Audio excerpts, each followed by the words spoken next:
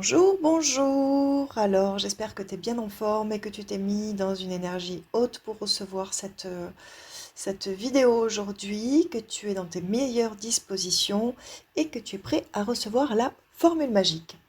Alors, la formule magique, c'est une formule que, bon, certains d'entre vous vont connaître parce qu'on l'apprend en coaching.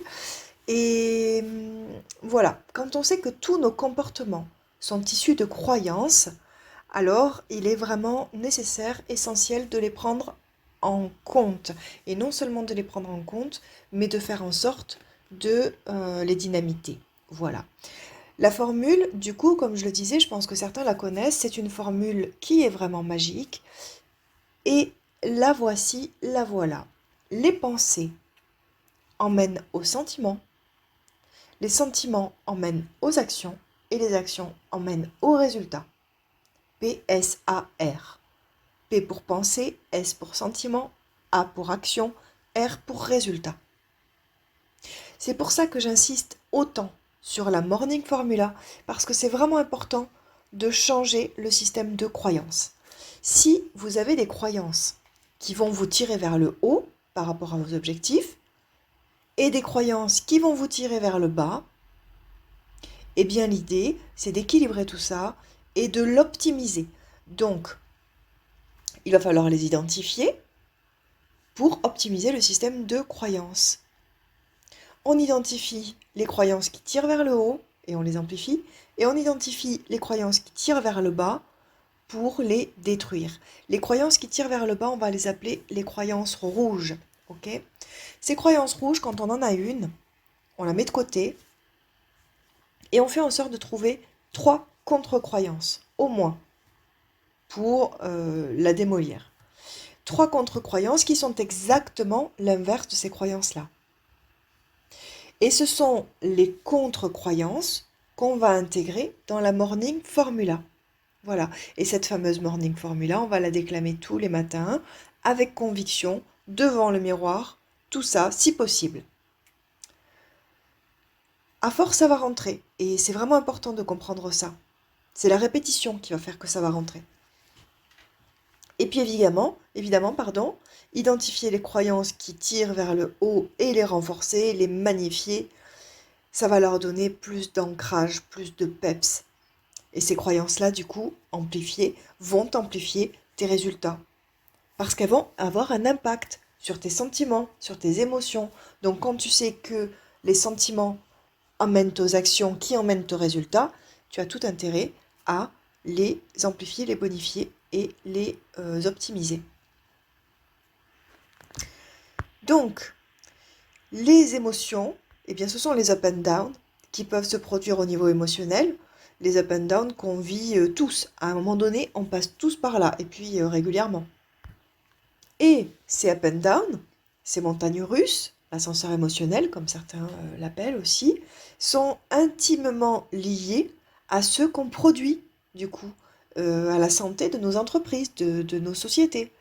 Nos entreprises sont le reflet de nos émotions, donc il est vraiment nécessaire de faire en sorte d'avoir des émotions stables. Si on n'est pas vigilant à ça, on met nos entreprises en danger, clairement. Moi, par exemple, j'ai tout un rituel le matin, je vous en parlerai dans une autre vidéo, pour avoir un état émotionnel le plus stable possible. Et puis également pour renforcer mes croyances avec la Morning Formula que je déclame le matin. Et puis une fois qu'on l'a fait, c'est pas terminé. C'est-à-dire que toutes les semaines, il faut continuer à identifier des croyances et à les inclure dans la Morning Formula. La fameuse Morning Formula, on peut la revoir vraiment. Moi, je la revois à peu près tous les 2 mois. Mais après, ça dépend. Voilà, faut voir. À un moment donné, je la regardais tous les 15 jours. Et puis là, en ce moment, c'est plutôt 2 mois. Mais tu feras à ton rythme et tu verras à quel moment tu as besoin de la changer. Donc, puisque tu dois actualiser ta Morning Formula régulièrement, donc d'identifier tes croyances tout le temps, tu as tout intérêt à faire suivre ton petit carnet de croyances pour l'avoir toujours à ta portée et pour collecter toutes les croyances que tu vas te surprendre à avoir. Il y a des moments où tu vas avoir une pensée comme ça qui va te traverser, tu vas dire waouh, mais c'est quoi cette merde? Pardon, mais ça m'handicape au quotidien, donc je le note, c'est une croyance et il va falloir que je la démolisse. Voilà, tu dois avoir cette clarté, cette lucidité au quotidien pour identifier les choses qui te ralentissent, voire te freinent. Et ces croyances, il va falloir les transformer en contre-croyances, et ça, ce sera du vrai carburant pour aller vers tes objectifs. Et c'est comme ça que petit à petit, on devient plus stable émotionnellement. À côté de ça, il faut avoir bien sûr des actions appropriées. Tu vois, tu vas affronter les situations délicates en ayant plus de certitude, parce que tous les matins, tu te programmes à ça avec ta morning formula. Et ça change tout. Tout est lié. Nos pensées mènent aux sentiments, les sentiments mènent aux actions et les actions mènent aux résultats. Si tu la connaissais pas, je t'invite vraiment à l'écrire et à la mettre dans un endroit où tu la verras souvent. Parce que c'est cette formule-là qui fait que les croyances, c'est la base. Ces croyances, elles viennent de plein d'événements qu'on a vécus dans notre enfance, des choses qu'on a entendues de la part de nos parents ou des personnes qui avaient de toute façon de l'autorité sur nous. Et les croyances ne sont ni négatives ni positives. C'est juste qu'il y en a qui nous font avancer et d'autres qui nous tirent vers le bas par rapport à nos objectifs, qui nous empêchent d'avancer. Voilà. Donc ces croyances, on les a entendues petits par des personnes qui avaient de l'autorité sur nous, et ça reste gravé dans notre subconscient, parce que quand on est enfant, on a cette particularité à être malléable au niveau de cette partie-là du cerveau. Et c'est ce qui permet aux enfants d'apprendre si vite. Mais quand ce sont des croyances qui vont à l'encontre de nos objectifs, ben, ça nous tire vers le bas. Et du coup, là, apprendre vite, c'est pas du tout un avantage. Donc, il ne faut pas trop se poser de questions, en fait. Voilà. On parle ici de reprogrammation. C'est clair.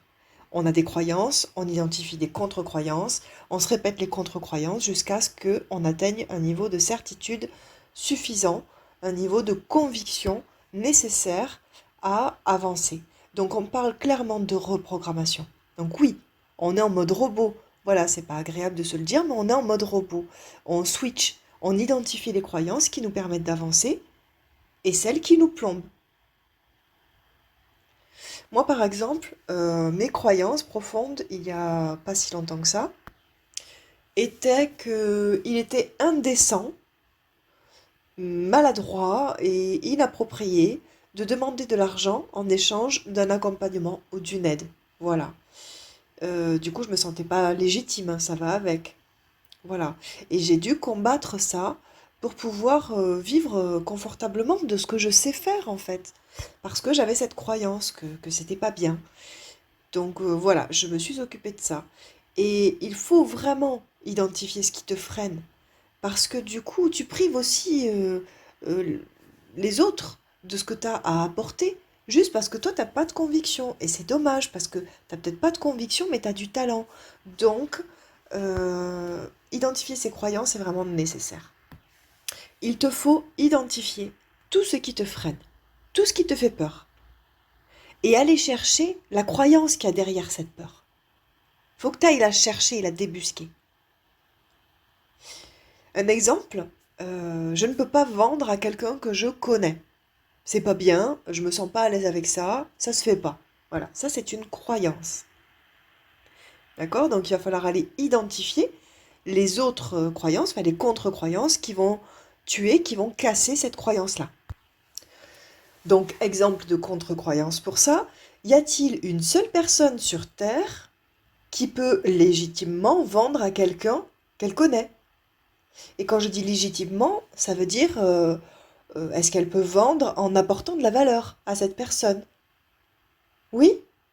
Tu connais une seule personne sur Terre qui peut faire ça? Ben alors pourquoi pas toi? Voilà. Et là, cette croyance, elle devient caduque, elle explose en mille morceaux parce qu'elle n'a plus lieu d'être. Si pour une seule personne dans le monde, euh, ta croyance n'est pas valable, alors pourquoi est-ce qu'elle le serait pour toi? Et puis une autre contre-croyance de ça, ça pourrait être, bah, si tu as des recettes, si tu as des techniques, si tu as des stratégies, si tu as des connaissances qui permettent d'aider un maximum de personnes grâce à ça, à ton talent, à tes connaissances, bah, honnêtement, ce serait quand même criminel de ne pas le faire à temps plein. Donc il faut bien en vivre. Parce que si tu n'en vis pas de ça, bah, tu ne pourras pas le faire à temps plein. Et pour en vivre, il faut te faire payer. Voilà, voilà, voilà. Quand tu vas chez le coiffeur, même si c'est ton ami, tu le payes. Mais en fait, il n'y a que dans le coaching qu'on se pose ce genre de questions.